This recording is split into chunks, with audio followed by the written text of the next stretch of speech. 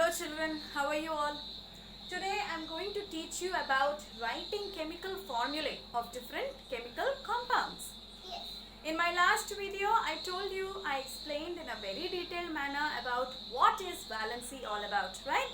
So I have told you that metals tend to lose electrons and the non-metals tend to accept electrons, gain electrons. So there will be, why do atoms combine, everything I have explained to you in a very detailed manner, and this present concept is actually linked to that concept, and that is the reason why I taught you that topic first.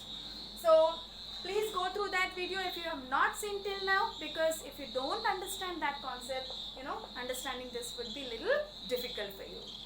So here today we'll be learning about writing chemical formulae of different compounds. So these are the prerequisites. In order to write a chemical compound's formula, you need to have a proper knowledge of all these things.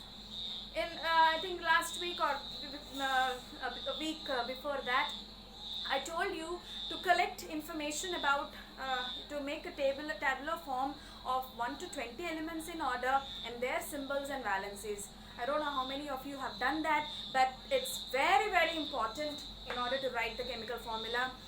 We see that, it's very saddening to know that, many of the students actually, they fail to write proper chemical formula because of the lack of knowledge of all those things. So I don't want my students to become like that or be like that. So I want you to learn properly the symbols of various elements and their valencies.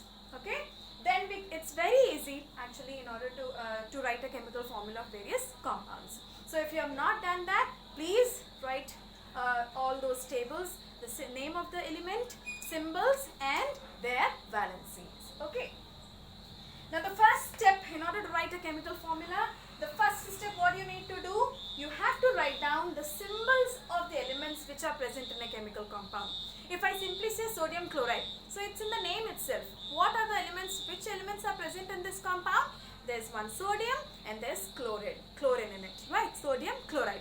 So you have to know, once the name of the compound is given, you have to know what are the different elements that are present in that compound.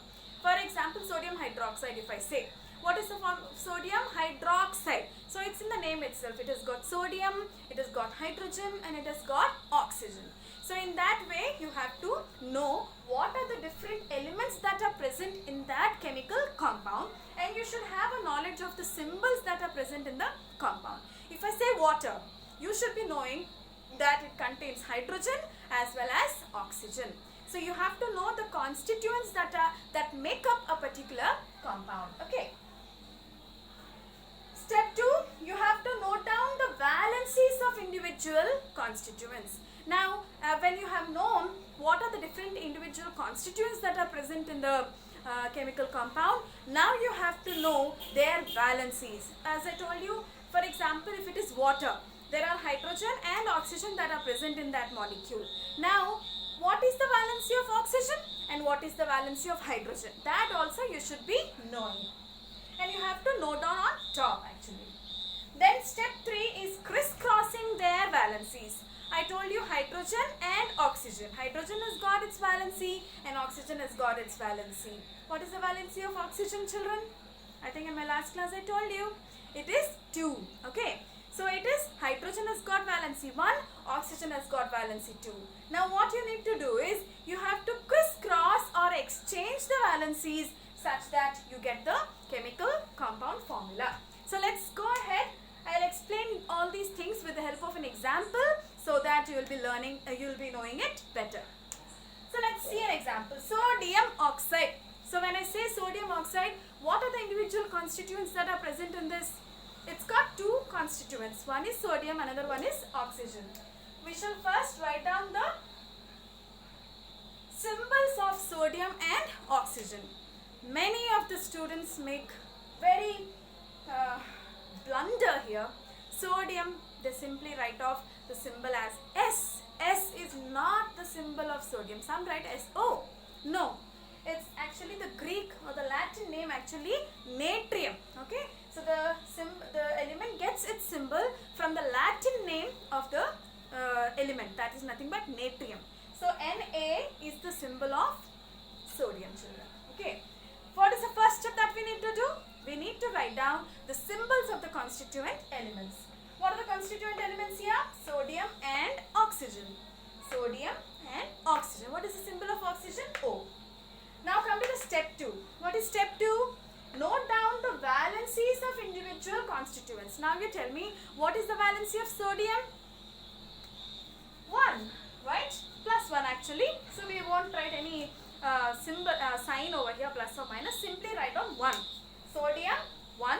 Oxygen 2, children. Oxygen valency is 2.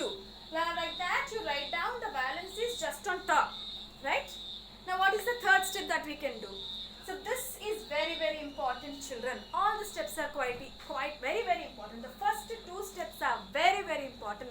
You have to write down the symbols properly and you have to note down the valencies correctly. Then what is the third one? It's such an easy step.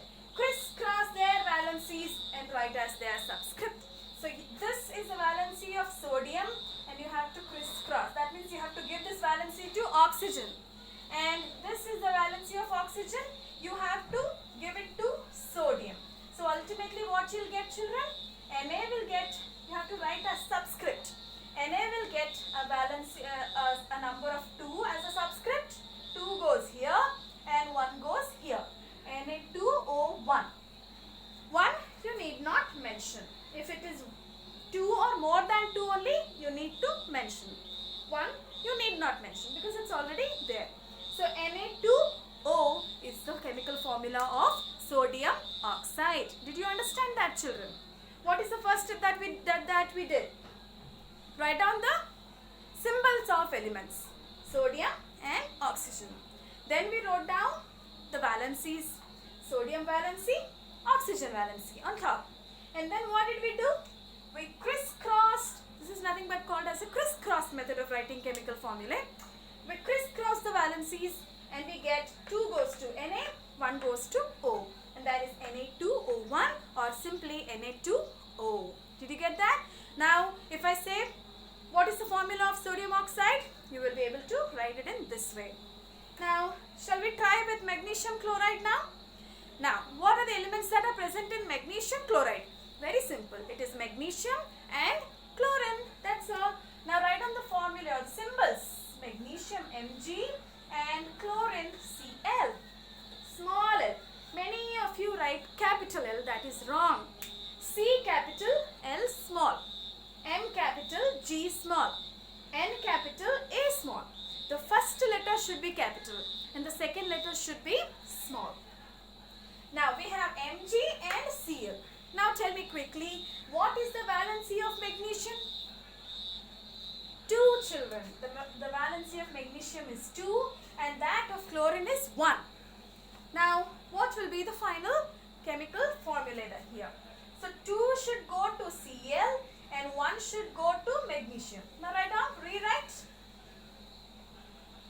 Is that correct, children? Mg1 and Cl2. 1 I need not mention. So it is MgCl2. Magnesium chloride formula? MgCl2. Very good. Hydrogen sulfide. We have hydrogen. We have sulfur. Hydrogen valency 1. Sulfur valency 2. Now crisscross. You get H2S, which is hydrogen sulfide. Ferrous chloride. Now here we have got some problem. We have ferrous chloride, we have ferric chloride, and both are different compounds. Ferrous iron has got 2 valency states. Okay, it has got +2 valency and it has got +3 valency also. The +3 valency state is called as ferric and +2 state is called as ferrous. So here it is ferrous, that means +2. So iron and chlorine. Iron valency 2, chlorine valency 1. What we get here is FeCl2. That is the formula for ferrous chloride. If it is ferric chloride, it will be FeCl3, children. Got it? So I just crisscrossed it, right? And we got FeCl2. Hope you understood this. With this I stop. today's class, and tomorrow I'm going to give some more examples of chemical compounds. You need to write down their chemical formulae. Okay. So today, please go through your textbook. There are few examples which are given in your textbooks, and please go through them and try and practice them again. Okay. Thank you.